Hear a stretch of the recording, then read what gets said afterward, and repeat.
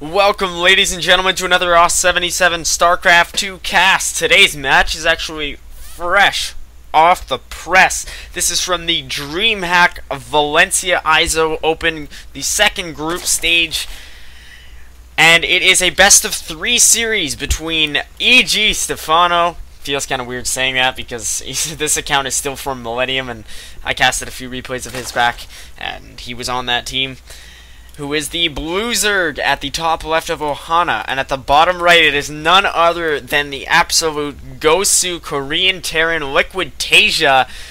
I decided to put my Hyun vs Nurchio series on hold just because of how fantastic these games were. I was able to get my hands on a replay pack, and I watched them live on the live stream on Saturday of the event. They were just phenomenal. Absolute. I'm not going to ruin anything, but I have to say these were my favorite games from the entire weekend. Very, very nice event. I will probably be bringing you more games from that, but I'm not going to leave that TvZ in the dust. I'll just cast these 3 games first and then go back to it. So this match is actually pretty important because coming into it, both players were 2-0, I believe, in their group. So the winner of this match, the series as a whole, will get optimal seeding as opposed to their opponent, the loser, because they will be first in their group, and to be first in your group at a DreamHack is always the absolute best possible scenario because you will get pitted up against a lower placed member of another group come the round of 16. This is from the round of 32. So Stephano is just going for a quick hatch kind of build. We'll probably see the pool follow up. He likes to go very heavy, like kind of a rushed economical build. He goes up to 3 bases really quick and drones hard, and then before you even know what hit you, he's got this full maxed out army. Against Protoss, he loves to use roaches. I believe versus Terran in the late game, he really likes his Ultralisk tech with a lot of cracklings who have the adrenal glands upgrade in addition to metabolic boost. So really, Stephano is getting his pool now at this point. TaeJa going to go for a fast CC. It will not be too long before our Blue Zerg scouts this. So these two players just on fire, on rival teams. EG and Liquid always battling it out for dominance in North America. And in the IPTL Premier Division, if you guys follow that, it's on a few nights a week. I really enjoy it. These guys played a few weeks ago. Their teams did, and it was at a point where Liquid was leading, and TaeJa, being essentially their ace, was pitted up against E.G. Stephano the night after he joined, I believe, and he was able to come out on top, Stephano, and ended up beating Hero the subsequent game after, giving E.G. the 5-4 victory in that best of 9 series. So definitely TaeJa going to be out for revenge here in this best of 3. He's actually throwing down another CC, so he's really trying to push this one into some mid or later game stages. He's not going for any sort of an all-in build. He's only now getting his refiner actually doubling up. So he's going to grab 3 command centers. The third one is building before Stephano's even started his third. The Frenchman, just such a strong macro player. He has 2 more queens on the way, so he's going for 4 queens total. I don't expect him to add on any more. You see sometimes a little bit more of the creep favoring Zergs go for 6. I believe Slivko did do that in my past series against MVP. That was another TvZ. I know I've been bringing you guys this matchup a lot lately, but trust me, this is well worth it. 6 queens, I think, is a little bit riskier. It helps to deal with Banshees, but it sets you back on those minerals, takes up some supplies, and queens have a long build time. So to go for 6 queens off 3 bases, I believe it is, so that's 1 on each of these bases, and then 3 spreading creep is, I find, a little bit overdone, as you do get more of a map presence, but the Zerg are mobile as is, so what's necessarily the point in overextending your creep? It seems as though TaeJa actually moving in here to intercept the third. He's got a bunker building, and I do not believe Stephano has any military units on the field. This could actually be huge. He only has 1 wing. He can't even bring his queens over in time. These rocks are not destroyed. The bunker will soon finish. He's going to force this hatchery cancel, which means that Liquid TaeJa will have 3 bases up and mining before Stephano can even begin building his third. His bunker is now shortly going to finish. Stephano has actually done nothing to react to this, not even bringing the queens over. He just now cancels it in the nick of time. So TaeJa just going to bring his marines over here. He's got a starport on the way back at home. The harvester count favoring Stephano by 15, but don't forget about that base advantage for TaeJa. He's got 2 Hellions on the way, and 3 SCVs producing at a time. These marines just stutter stepping, do not want to get killed by the queen here. I think they should just stick to their bunker and force Stephano to invest in either spines or wings. He's now just going to get a quick layer tech and metabolic boost. It seems as though his reaction was a little bit delayed at that point. I'm not sure what was going on. He might have been focused on scouting or spreading creep. Like I said, that could be another drawback of getting too many queens spreading creep, even though Stephano does only have 4 at the moment. He might have been way too focused on getting these pretty little creep tumors spread out across the map.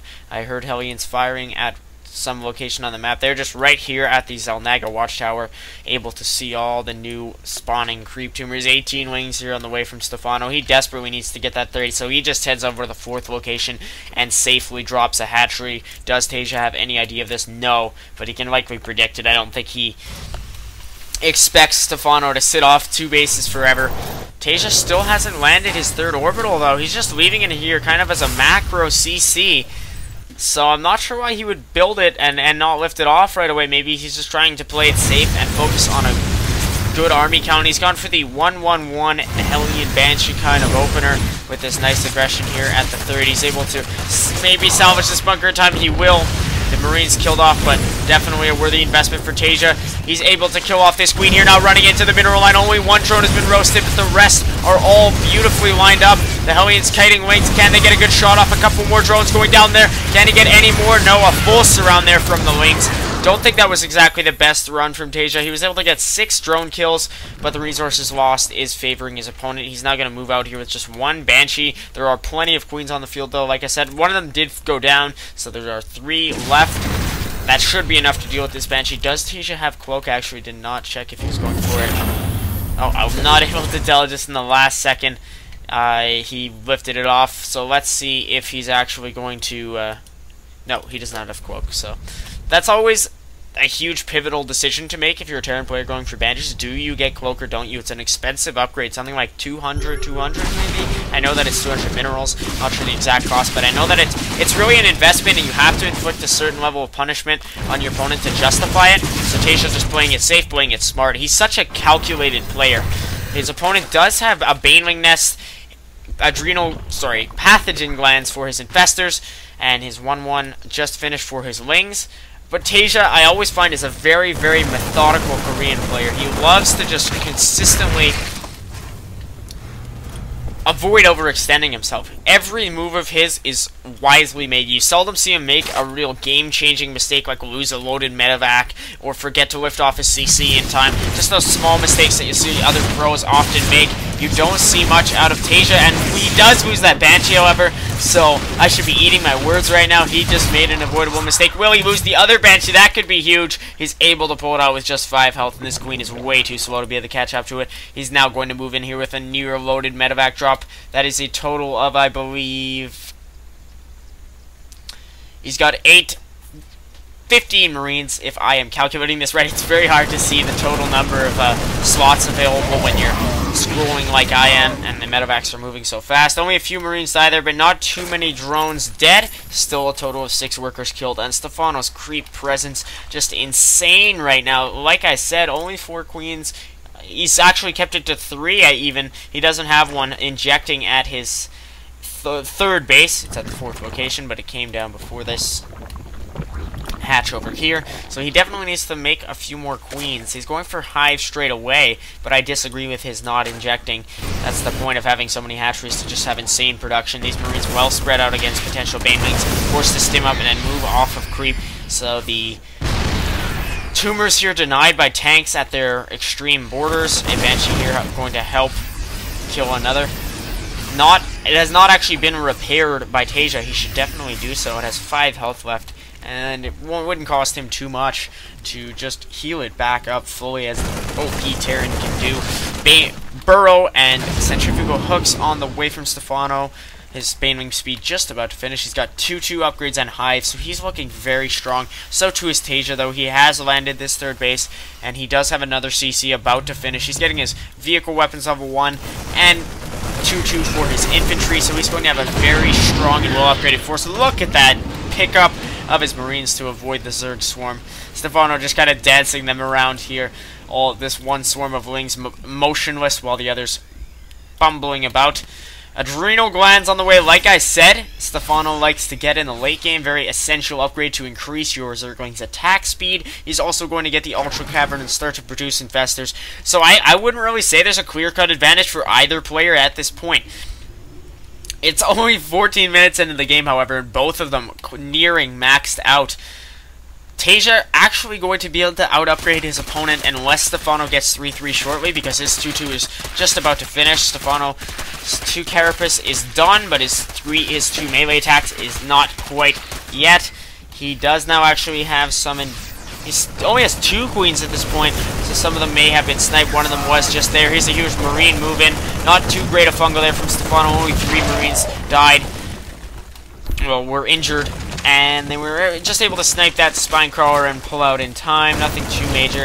Here's a contingent of 4 Marines just killing a bunch of creep tumors. I think TaeJa is just trying to bait out some fungals at this point, but the Lings will make short work of those Marines. Here's a drop here at the 5th base of Stephano. He forces the cancel. That is excellent play there from TaeJa.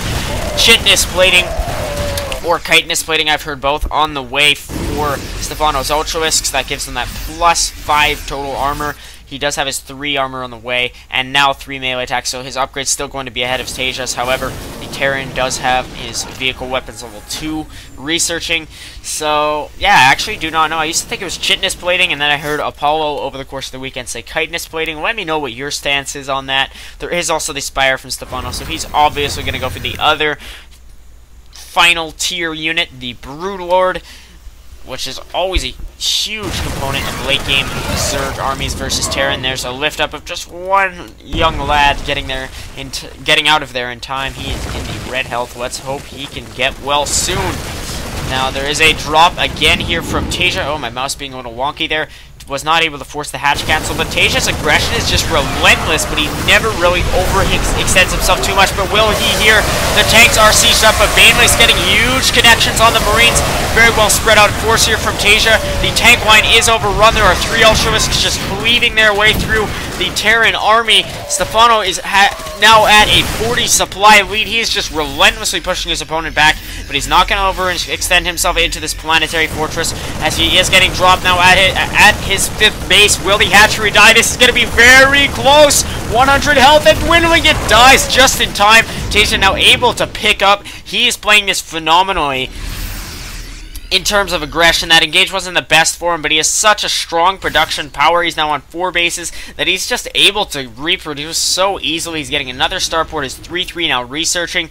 The chitinous/chitness plating is finished for Stephano, so he has 4-2 upgrades currently on his Ultras. He's going to get 5-3 quite soon. 6 Banewings morphing in. His Spire still only about halfway done. It takes so agonizing. Oh, he does have another. Okay, that made sense. I was figuring, geez, how long does it take to make a Spire these days? Have they nerfed it or something? So he will get some upgrades while he morphs. A greater Spire in for Infestors on the way now. Here is a bit of a... No, I thought there was going to be a drop on the way, but there was not. I heard some sort of a loading. Maybe it was just unloading sound. Both players at 200. TaeJa now getting a PF at his 5th location. How often do you hear that? A 5th base at 19 minutes into the game. Stephano sees it. He's going to move in with 2 burrowed infestors. His hive cluster is indeed under attack. This 5th hatchery just seemingly never allowed to go down. So to finish, let's see if Stephano's going to return the favor by killing the 5th CC. He's actually might be able to snipe it before it is pulled back into the base and repaired. He will be able to do so. So the planetary fortress was cancelled and the base lifted off, but that will definitely delay TaeJa some. He was pushing in a little bit here on the left-hand side, but nothing too major. He's getting his flyer attacks level 1. He has so many Ultralisks on the field. That's 10 5-3 Ultras. Right now, there are some Lings just running in through here. Let's see how much damage they can do with their Adrenal Glands, Metabolic Boost, and 3-3 against these SCVs, racking up a few kills, not too many. A total of 8 SCVs have died, so that is pretty nice there. from Stephano. Will his fourth hatch die? It is going to. So TaeJa and Stephano trading blows here. I'm not sure why the Zerg is not reacting to this. He could have intercepted the Force and maybe even gotten a fungal off the Medivacs. He is now morphing in his greatest prior with 6 Corruptors shortly going to be out on the field. There's a good fungal on some Medivacs, crushing some bio forces there from TaeJa, but he is forced back by the siege tank line. This Ultra very, very lucky to be living today. He only had 12 health after that little engagement. Here is missile attacks level 1 on the way from Stephano. He always... Actually, no, he doesn't always, but Slivko, I believe, was the one to get very, very late missile attacks just for infested Terrans, I think it is, or Broodlords, if I'm not mistaken. Maybe both. Yeah, it wouldn't make sense just to be for infested Terrans, but definitely the Broodling Strike to be upgraded. Or no, that doesn't even make sense. My bad. No, that's what flyer attacks does. So likely just for infested Terrans, and because it's so much in the late game, that why not? If you can afford it. Stephano has 6k minerals bank, so he really, really can. Ultra's really thinning out here, though. Very nice fungals from Stephano, but his infestors and Ultra's completely wiped out. He was able to get a good trade-off there, but I'm not sure it was the best idea to suicide that many Ultralisks. I think 5 or something of that sort died. He only does have 5 left, so that would make sense. He's going to go kill this 4th hatch yet again. He's just not letting Stephano get a strong footing, yet he has still not reproduced his 5th here. Let's see what Stephano can do here. He's deciding not to engage, just pulling back. He's able to fungal a lot of the Vikings. That will give essential protection to his Broodlords. And can I minimize this? Yes, I can for larger battles. It only works on Blizzard maps, so I'm glad to see it works here. Not going to need it just yet. Are we going to need it? Yes, we are. These tanks, this one tank here, unsieged, a couple of them die. Stephano being very wise here, though, and pulling back. He does have some Broodlords. They are not really threatened by the Vikings. The Viking count only have 4. No upgrades on them either from TaeJa. He is getting a Thor, and now 5 Vikings shortly about to pop out. He's got 14 Marines at a time. There's going to be missile attacks level 1 about to finish, and flyer attacks level 2 on the way with his flyer carapace level 1. He's got 6 Corruptors shortly going to finish for even more Broodlords. He has, how many does he have on the field right now? He has a total of 8. That is 1 less than his opponent's Viking count, who is now getting missile attacks level 1 for his air units. Stephano should pull out here. Not sure if this is the best engage. His Ultra's trying to cleave through some bio units who have been fungled. Very nicely done there from Stephano. But the Ultra's dying so fast to Marauder shots. And now I think our Zerg player better pull out. He's a little bit overextended with these Broodlords. Will they die? Those are 6 right Broodlords ready to be shot down by the Marines. Huge loss there for Stephano. His supplies dwindling now down to 130 there for a minute. But he has such a huge bank that he's able to reproduce it. He does not have enough gas, however. Still, again, trying to reproduce this hatchery frantically. The Spore Crawler is actually going to die. And if TaeJa is able to kill the 5th base, that could be absolutely huge for him. He would completely deny his opponent's mining. Stephano has so many minerals, but his gas bank is way too small. Quite the inverse here from TaeJa. He has 2k gas. Huge fungal off there, though, on all the bio. The Vikings, the Medivacs, that force just dies all at once. Did you see that? This is such a tense game. I have no idea who has it. 2 Broodlords here just dealing damage to some of the Marines. Gonna set myself to busy real quick. And Stephano again trying to reproduce the hatchery at the 4th location. Is it even worth it at this point? Yes, there are a lot of minerals. I thought it might be mined out, but he hasn't actually had any opportunity to mine it at all. There's the 5th CC from TaeJa, so he's able to get, I believe he just lifted off his main. He's able to get nice and mining there. He's got a few SCVs working on the last mineral fields of his natural. This map getting closer and closer to mined out. This is really what TvZ should be all about. I'm wondering if TaeJa's going to get any Ravens because he has so much gas. Here's a little bit of an engagement here. The Thor's just dealing with anything that comes their way. They have 2 upgrades on their weapons. Here's a pretty decent Baneling detonations there from Stephano. TaeJa still has 2 Thors strong. He's lifting up his weakened ones, actually. That is huge. Hugely amazing, Micro. Just lift up the wounded Thor and save it from imminent demise. I think it's shortly going to die. No, he lifts up another wounded one and is able to keep it alive. His Thors, 2 of them in the red, and he's just somehow managing this. He's able to lift them all off, but will his Medivacs get fungal? Does Stephano have enough energy? He does not, but Oh, that would have been huge if he could have fungled those medevacs. His infestor's now trapped. He throws down a few infested turrets. Here's another draw. Oh, actually another CC just over the hatchery. I thought there was a drop. So just a little bit of guerrilla warfare here going on. This one Ultralisk just going to reach the rank of Slayer before dying. And another one pressing on here. He is a Predator. This Thor has 15 kills and it finally dies. A pretty good number of medevacs here getting away from TaeJa. Stephano not able to fungal them. He just seemingly never has enough energy on his infestors for some nice fungals, even though that would be huge. TaeJa just scouting around here with this command center. He has a total of 61 harvesters to his opponent's 75. Here's another engagement here. Both players boasting banks of various resources. TaeJa of gas, Stephano still of minerals. Nothing's really changed. The supplies very, very close. What are our army supplies at? TaeJa actually ahead by 30. I'm not sure how Stephano's going to be able to pull this one out necessarily with such a small gas bank. Eventually, his resources may just die out. The infestor's out of position here. One of them does die, and now TaeJa is successfully able to kite some of the Ultralisks with no real major losses on his side. So I think in the long run, TaeJa's looking very strong for this one. It's always much better to have high gas than high minerals, as you're able to just expend it on all those expensive mech units. I mean, you don't really want high either, but if you had to choose, I would say high gas, just so that you can support nearly seemingly infinite mech. Surprised TaeJa hasn't gotten any Ravens. We've seen MVP do that a lot, and we saw that in the other series. Some Ultralisks dying there. Stephano being forced back here. His supplies are near 50 down. His opponents, just does not have the production he did before. 12 wings and 5 infestors, but like I said, the gas income is a control eye. Yes, the gas income is definitely actually not too bad for Stephano, but unless he's able to keep this hatchery alive, it does die. So TaeJa quickly lifting off and getting out of here. So I was trying to say if he was able to keep that hatchery alive, that gas income would be nice, but it did die. So now, not sure why TaeJa's picking up these spines. He's just losing Marines, I guess, in case he wants to come back here and kill it again. TaeJa's drop aggression has just literally been perfect. Let's look at our APM at the moment. Both players kind of struggling to have a higher one. 400 APM there for a second from Stephano, and over 250 from TaeJa. Both players seemingly not giving up any time soon. 3 Ultralisks and 6 Lings on the way from Stephano. TaeJa's bank of minerals is very, very small, but he has 4 Marines and 2 tanks with another PF here. Actually morphing at his 5th. Here's another engage. Huge fungal from Stephano. He's able to chain it together and kill all of the medevacs. He is under 100 supply, however, so I'm not sure if this is actually going to end up in his favor. He's able to get back up over that. Now getting an Ultralisk and 26 Lings. There are just 2 Vikings hovering in dead space over the creep of Stephano's huge Zerg hive cluster.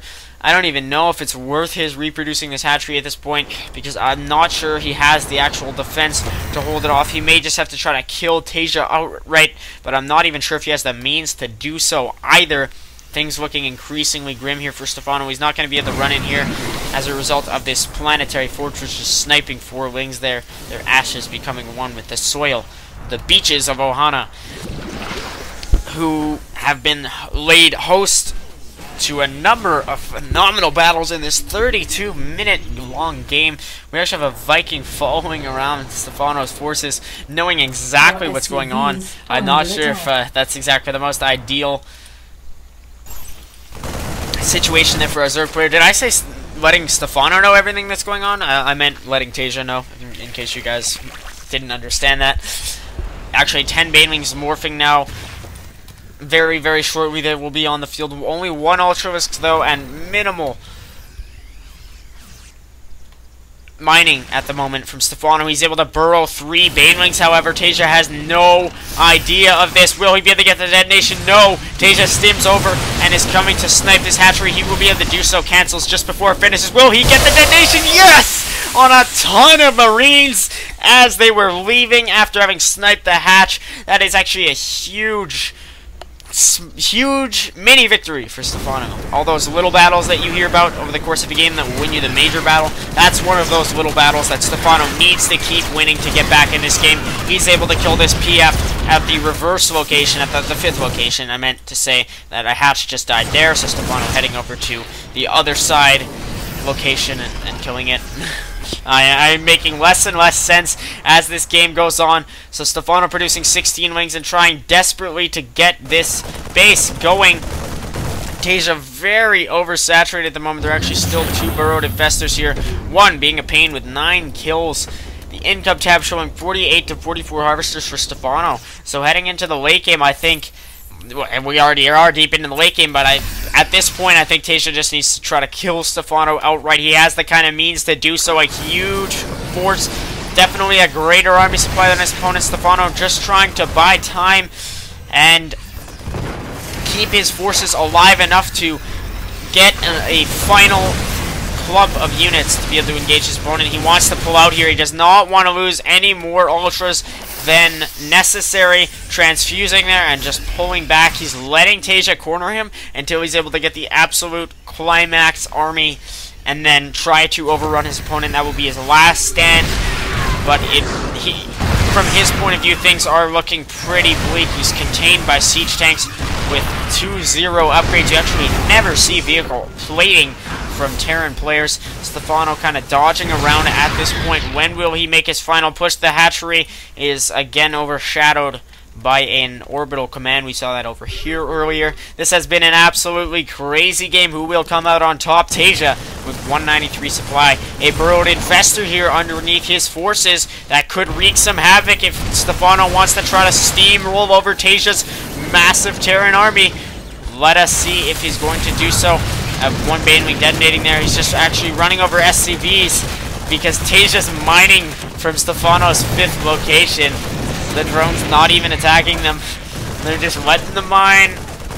Co-workers for a brief moment in time before the wings are able to kill them all. Here is TaeJa now coming in. Will Stephano try to go for a 2-pronged attack? That would probably be the best idea for him. Half here and half from behind here. Let's see what he's able to pull off. It looks like he's going to go 2-pronged. A lot of SCVs in that composition. The tank line's very, very strong. Huge fungal on the ramp here on all of TaeJa's forces. It's going to be very, very close. Will the Terran player just hang on? No energy on these infestors. Stephano pulls back, but the supplies are 82 to 62. Will the new recruit to EG be able to defy the supposed EG curse and defeat his opponent in Game 1? TaeJa pressing forward here. Can Stephano do it? He's just waiting for enough energy for fungals. He needs to trap all these bio units, and he would be in a hugely successful position. Stephano, how many harvesters are there? Only 8 harvesters for the Terran player. What will Stephano be able to do here? He has a few Ultralisks left over. He's pulling back here. Does he have enough for a fungal? No, just waiting a few more seconds. How much energy? There's only 75 energy needed. So one infestor about to get enough energy for a fungal. This is such a close game. Stephano might be able to take down his opponent with just sheer army supply. It is 57 to 37, but like I said, with good fungal growths, he could absolutely turn the tide of battle in his favor. No money for either player, just a horde of gas for TaeJa, and all of a sudden Stephano calls the well played and leaves the game. So devastating. He could have actually had a chance at taking that one. Oh, that is actually a huge disappointment there from Stephano. I really, really hoped he was just going to try it and head in for a final push. Anyways, guys, that was a phenomenal game. I think that was personally my favorite game to cast so far. I will see you guys next time. Make sure to like, comment, subscribe. If you subscribe, you'll be able to see the next awesome match. There will be a second game, of course. It's a best of 3, but with TaeJa leading 1-0. Stephano's life will be on the line. Not necessarily tournament life, but that's seeding very important. Catch you guys then. Thanks.